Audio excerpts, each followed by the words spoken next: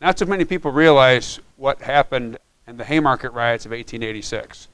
The real triggering event for this came on May 1st, 1886, when 80,000 people marched down Michigan Avenue in Chicago for the 8-hour workday.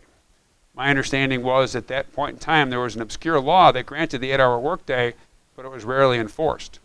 So 80,000 people got together in a true grassroots fashion to march down Michigan Avenue in Chicago to be able to have an 8-hour workday. One of the things that's very interesting to me is how in the world that you would put together 80,000 people for a march in 1886. They didn't have social media back then.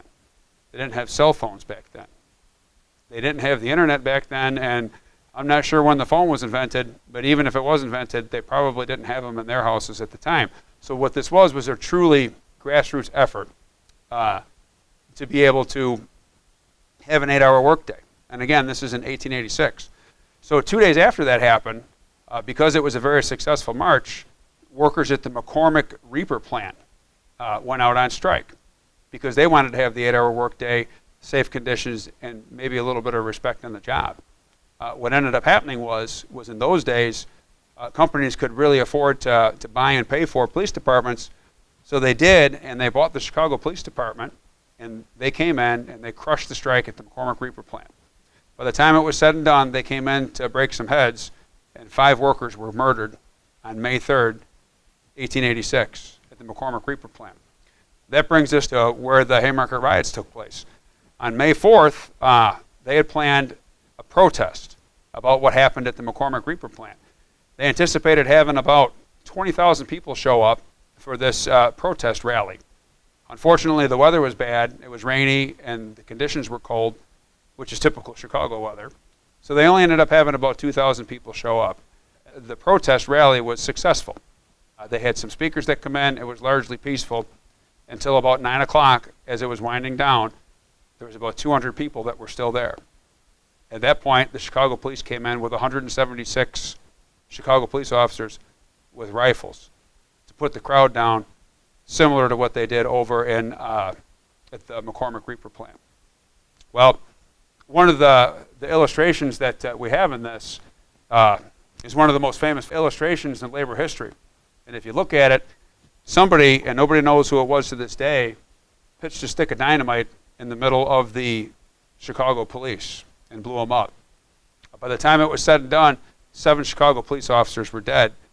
Only one of them was attributable to the bomb. The other 6, they believe, were cases of friendly fire because of the chaos and the pandemonium that was going on. What ended up happening after that was that the Chicago police and the city of Chicago really wanted to find some people responsible for this. So what they did was they arrested 8 people that really represented a cross-section of the labor movement. Most of the people that were arrested weren't even at the rally, but they arrested them anyways. What that means is that if you held a position of leadership in the labor movement, you could have been one of the guys that got arrested. And so they did. They arrested them, they convicted them, and they found them guilty. And the sentences that came down were very harsh. 6 of them were sentenced to death. 4 of them had their sentences carried out. 2 of them had their sentences commuted, but only 1 of them survived because the day that the paperwork was supposed to come in, the evening before, somebody broke into his jail cell, tied him up, put a stick of dynamite in his mouth and lit it. And that's how he went. And that's the Haymarket riots of 1886. So the next one that we'll talk about is the Pullman strike of 1894. So this was also happened in Chicago. And if anybody's familiar with the city of Chicago, Pullman is kind of a pretty cool neighborhood. A lot of neat architecture and things like that. And that's ironically where they had the Pullman workers were supposed to live. But where all that really interesting architecture and great places were, that wasn't where the workers stayed. The workers stayed in the tenements that were surrounding it.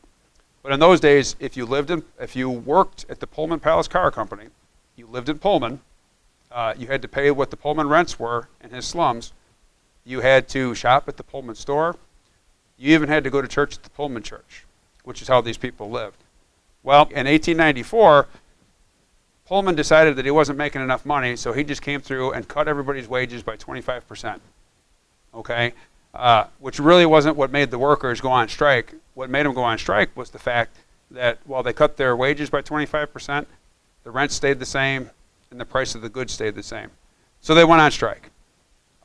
It was at that time it was largely a local strike, as the American Railway Union wasn't involved in it off the get-go, but eventually Eugene Debs brought the American Railway Union involved, and they honored the strike, and when that happened, it shut down the country.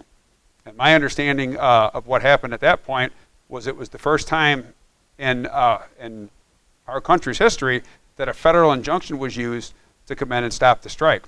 And part of what that federal injunction permitted was the use of the Army to come in and put down the strike. And that's exactly what happened. And in this illustration, you can take a look at the boxcars and the cars that the Pullman Palace Car Company used to build, and you can see that they were on fire. And you also can see that the U.S. Army was ordered down there to try and gain control of the situation. Well, on July 7th, the federal troops took their rifles and they leveled them, and they shot into the crowd. The reports vary, but there was at least 4 that were shot and killed, but more than likely 30 that were actually, that our own Army was ordered to fire on their people. By the time that this was all said and done, there was 50 people that were killed in this strike. Now, they didn't win the strike, but one of the things that came out of it was it showed the power of a national labor union being able to shut the country down. Well, one of the things that Congress saw, and Congress thought that it wasn't a good thing to have the Army firing at its own people, and so even though the workers didn't win their strike, they wanted to give them something. So Congress voted to enact Labor Day, which is the first Monday in September. So for me, anytime that I have a hot dog or hamburger on Labor Day, I think about the Pullman workers, that these were striking railway workers, that the reason that I'm off work today was because of the 50 people that they lost just trying to get a fair shake.